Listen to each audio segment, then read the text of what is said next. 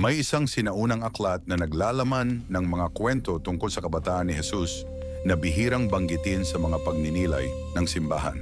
Ito ang tinatawag na Infancy Gospel of Thomas. Hindi ito nagsasalaysay ng kapanganakan. Hindi rin nito inuulit ang mga aral ng Ebanghelyo.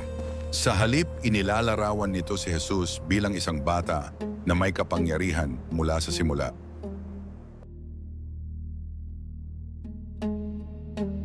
Sa isa sa mga unang kwento, si Jesus ay inilalarawan bilang isang batang naglalaro sa tabi ng ilog. Hinuhubog niya ang mga ibon mula sa putik gamit ang kanyang mga kamay.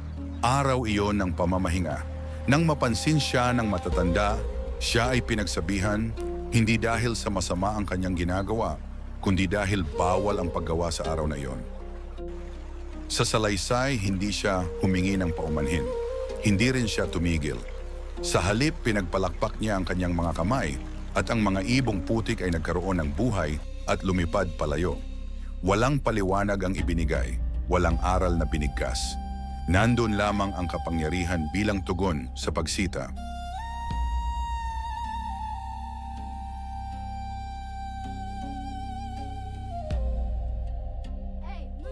May isa pang kwento na habang kalaro ang isang bata, ay aksidenteng nabangga siya. Sa salaysay, ito ay isa lamang biro.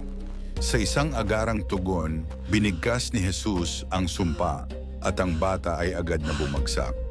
Sa ibang istorya ay sinabi na pati ang mga magulang ng bata, sila ay nawalan ng paningin.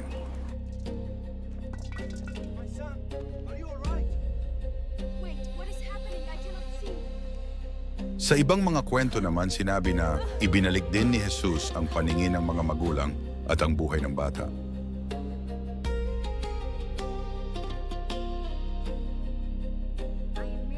Sa iba pang kwento, si Jesus ay ipinapadala sa mga guro upang matutong magbasa at magsulat. Ngunit sa halip na siya ang matuto, siya raw ang nagturo.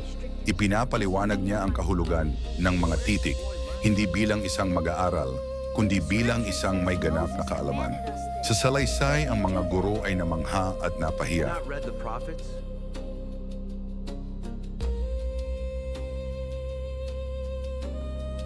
Inutusan si Jesus na magigib ng tubig. Wala siyang dalang banga, wala ring sisidlan. Sa halip, isang piraso ng tela ang kanyang ginamit. Sa salaysay, ang tubig ay hindi tumulog, hindi nasayang. Nanatili ito sa tela na para bang ito ay isang sisidlan.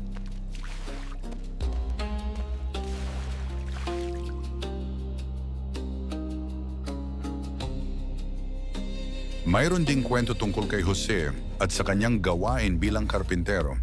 Isang piraso ng kahoy ang hindi tugma sa sukat. Sa halip na itapon ito, si Jesus ay humawak sa kahoy at ito ay umangkop sa tamang haba.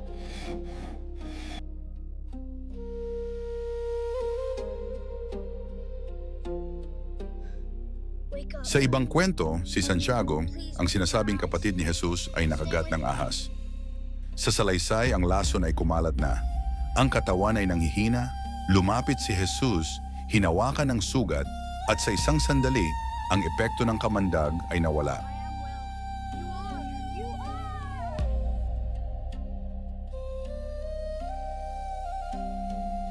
Kapag pinagsama ang lahat ng salaysay na ito, isang malinaw na larawan ang nabubuo.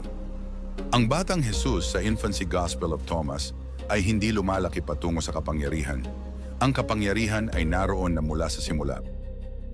Kapag inihambing ito sa mga ebanghelyo, ang kaibahan ay kapansin-pansin. Sa Biblia, makikita natin si Jesus na nakikinig sa templo. Nagtatanong, lumalaki sa karunungan. Ang kanyang kapangyarihan ay laging may malinaw na layunin, pagpapagaling, pagbabalik, pagliligtas. Sa mga kwentong ito, ang kapangyarihan ay madalas na patunay lamang ng pagiging espesyal. Magkaiba ang kapangyarihan at kabanalan. Magkaiba ang kakayahan at karakter. Ang mga kwentong ito ay nakakagulat, oo, hindi dahil sa dami ng himala, kundi dahil sa uri ng Jesus na kanilang ipinakikilala. Isang bata na hindi maghihintay, isang kapangyarihang hindi pipigil.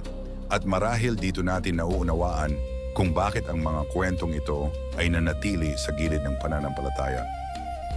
Sa susunod na episode, talakayin natin kung saan at sino ba ang nagsulat ng mga storya na ito at kung bakit ganito ang pagkakasulat sa kanila.